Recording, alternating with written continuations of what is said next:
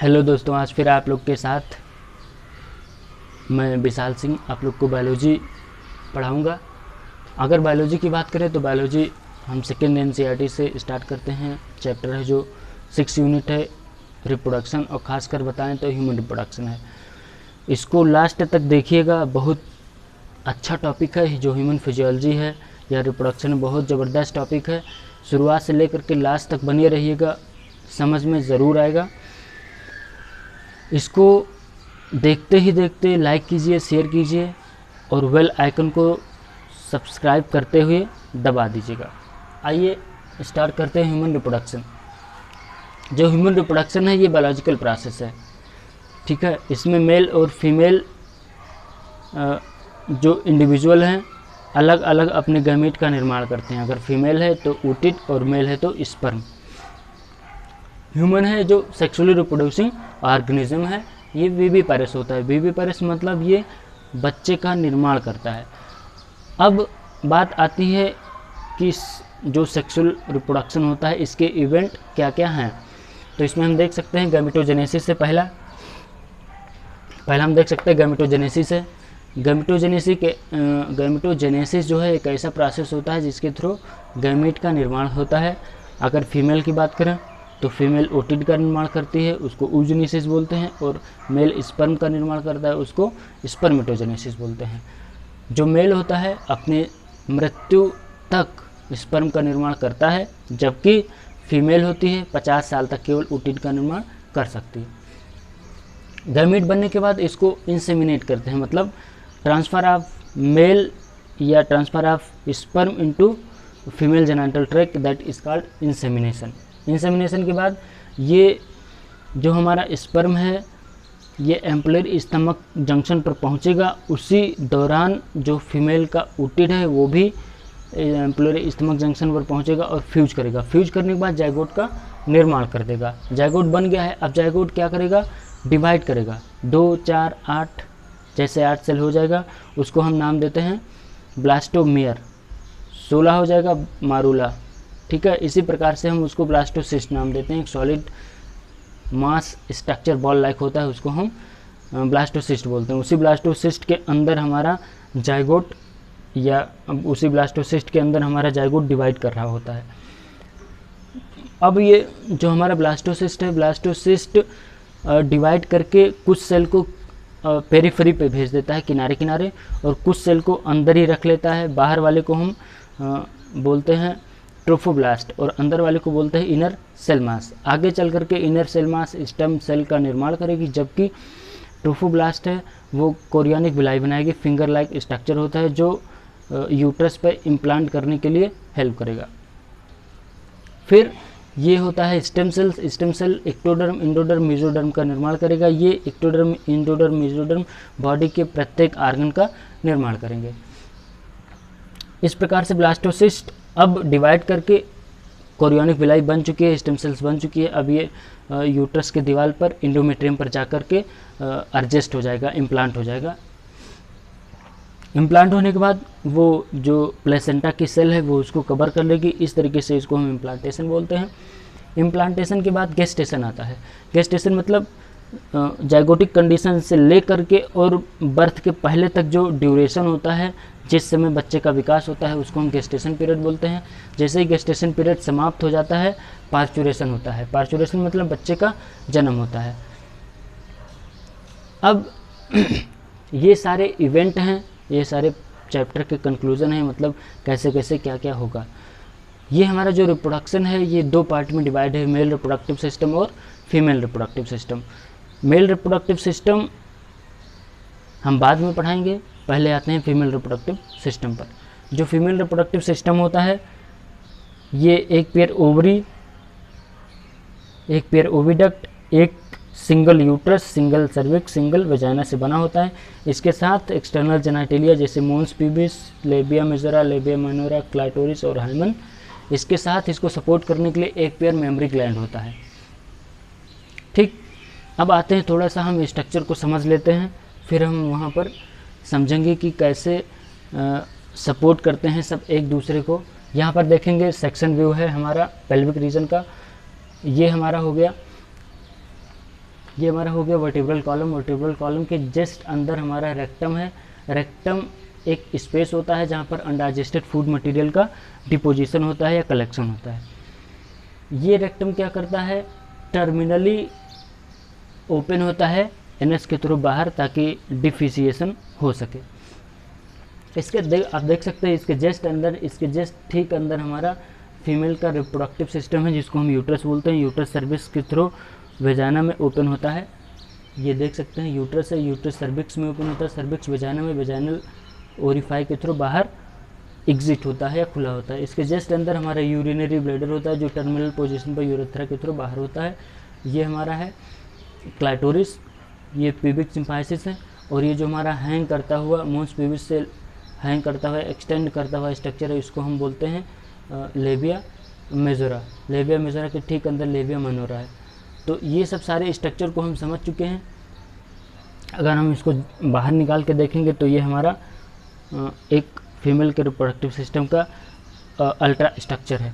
इसको हम देखेंगे इनफंडिबुलम, एम्पुला, स्टमक, स्थमस, ये तीनों मिलाकर के फैलोपियन ट्यूब का निर्माण करते हैं। ये इसलिए बने होते हैं ताकि यहाँ से जो गैमीट बने इसको रिसीव करके एम्पुलरी स्टमक जंक्शन पर पहुँच सके, उधर से गैमीट आकर के इसको फ्यूज कर सके। ठीक, तो यह मोटा मोटी मैंने फीमेल के रिप्रोडक्टिव सिस्टम को बताया। अब आते हैं शुरुआत से, हम लोग पढ़ते हैं एक एक करके। जो फीमेल रिप्रोडक्टिव सिस्टम है ये एक्चुअली में एक पेयर ओवरी से बनी होती है। जैसे ये हम देख सकते हैं, ये एक ओवरी है, ये एक ओवरी है, तो एक पेयर ओवरी हो गई। एक दूसरे साइड लेफ्ट और राइट साइड में एक पेयर ओवरी हो गई। ये ओवरी प्राइमरी सेक्स आर्गन कहलाती है। अगर मेल की बात करें तो मेल में टेस्टिस प्राइमरी सेक्स आर्गन कहलाता है। इसके साथ एसेसरी डक्ट भी होते हैं, जैसे ओविडक्ट, वेजाइना, ठीक है, और सर्वाइकल कैनाल, इसको हम एसेसरी डक्ट कहते हैं। जो ओवरी होता है ये पेयर्ड स्ट्रक्चर होता है, विथिलियम टिश्यू का बना होता है। अगर इसको देखेंगे अंदर से तो इसमें स्टोमा होता है। स्टोमा को कट करेंगे तो इसमें दो तरीके से कॉर्टिकल लेयर पाया जाएगा। एक पेरिफेरी में जो किनारे होगा उसको हम कॉर्टेक्स बोलते हैं, और जो अंदर की तरफ होगा मिडिल में उसको हम मेडुला बोलते हैं। ये ओवरी का क्या करता है, हार्मोन रिलीज़ करता है, स्टेरॉयड हार्मोन रिलीज़ करता है, जैसे प्रोजेस्टेरॉन, एस्ट्रोजन का। ठीक है, अब हम आते हैं ओविडक्ट पर। ओविडक्ट भी एक तरीके से पेयर्ड स्ट्रक्चर है। ये हम देख सकते हैं, ये हमारा ओविडक्ट है, यहाँ से लेकर के 10 से 12 सेंटीमीटर ये लंबा होता है। यहीं पर हमारा फ्यूजन होता है, मेल और फीमेल गैमेट का फ्यूजन होता है, जिसको हम नाम देते हैं ampullary stomach junction. Ampullary stomach junction पर ही male gamete vagina, cervical canal, uterus के थ्रू यहाँ पर एम्पुलरी स्टमक जंक्शन पे आता है। यहाँ से जो ओवम रिलीज होता है यहाँ पर ऊटिड भी उसी समय पहुँचता है और फ्यूजन करके जाइगोट का निर्माण करता है। इसीलिए कहा जाता है कि all copulation is not fertilization lead to the pregnancy. जब स्पर्म यहाँ पहुँचेगा तभी फर्टिलाइजेशन होगा, अगर स्पर्म यहाँ है तब तक ओवम रिलीज हो गया तो नहीं फर्टिलाइज होगा, क्योंकि जब दोनों साइमल्टेनियसली एक ही जगह पर पहुँचेंगे फर्टिलाइजेशन तभी होगा। अब आते हैं हम यूट्रस पर। यूट्रस एक सिंगल स्ट्रक्चर होता है, ठीक है, इन्वर्टेड पेयर शेप स्ट्रक्चर होता है।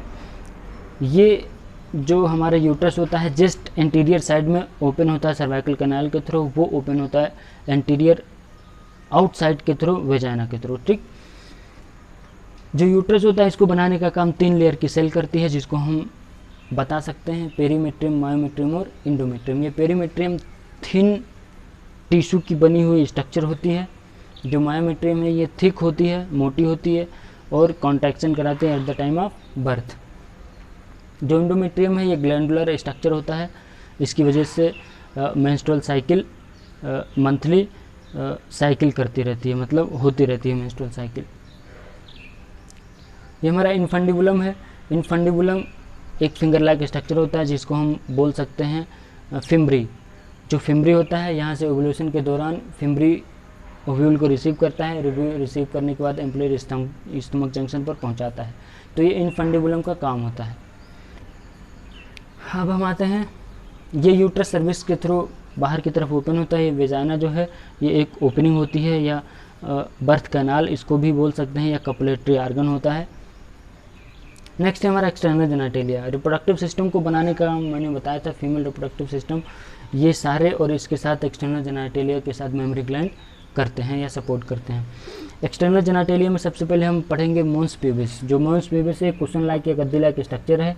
प्यूबिक सिम्फाइसिस जो बोन है इसके जस्ट ऊपर होती है, फैटी टिश्यू का डिपोजिशन होता है, डिपोजिशन होने की वजह से ये गद्दीदार स्ट्रक्चर बन जाता है या कुशन लाइक स्ट्रक्चर बन जाता है। इसके ऊपर टिश्यू होता है या स्किन होता है, स्किन के ऊपर हेयर होता है, उसको हम बोलते हैं प्यूबिक हेयर। इसके जस्ट नीचे लेविया मेजोरा है। लेविया मेजोरा मोन्स प्यूबिस से लेकर के और वेजाइनल ओपनिंग को एक्सटेंड करता है। ये फ्लैशी फोल्ड स्ट्रक्चर होता है, टिश्यू का बना होता है। नेक्स्ट है हमारा लेविया माइनोरा। ये लेविया माइनोरा है, ये भी यहाँ पर हम देख सकते हैं। ये हमारा लेविया मेजोरा हो गया, ये फ्लैशी फोल्ड स्ट्रक्चर होता है मोन्स प्यूबिस से लेकर के, और ये देखिए एक्सटेंड कर रहा है वेजाइनल ओपनिंग के थ्रू। ये हमारा वेजाइनल ओपनिंग है, इसको कवर कर रहा है या ढक रहा है। इसके ठीक जस्ट अंदर लेविया माइनोरा है, ये देख सकते हो लेविया मेजोरा ये है और लेविया माइनोरा ये है। Labia minora just labia majora के अंदर fleshy fold tissue paired structure है, ठीक है, जो लेविया मेजोरा के अंदर बंद है। अब हम आएंगे क्लाइटोरिस। जो क्लाइटोरिस होता है सेंसरी पार्ट होता है फीमेल के रिप्रोडक्टिव सिस्टम का, एक्सटर्नल जेनिटलिया जिसे कहते हैं हम। ये क्लाइटोरिस में जैसे उसमें एक्सॉन का कंसंट्रेशन बहुत ज़्यादा होता है, मतलब एक्सॉन की मात्रा उसमें बहुत ज़्यादा होती है, इसलिए उसमें सेंसरी या सेंस बहुत ज़्यादा होता है क्लाइटोरिस में। नेक्स्ट है हमारा हाइमेन। जो हाइमेन होता है ये वेजाइनल ओपनिंग को कवर करता है। यहाँ हम देख सकते हैं, यहाँ वेजाइनल ओपनिंग ये है, यही वेजाइनल ओपनिंग को हाइमेन कवर करता है। अगर यहाँ देखें तो ये वेजाइनल ओपनिंग के हाइमेन को कवर करता है। टिश्यू का बना हुआ पतला सा झिल्ली नुमा स्ट्रक्चर होता है, जो फर्स्ट कोएटस के समय या फर्स्ट इंटरकॉर्स के समय फट जाता है।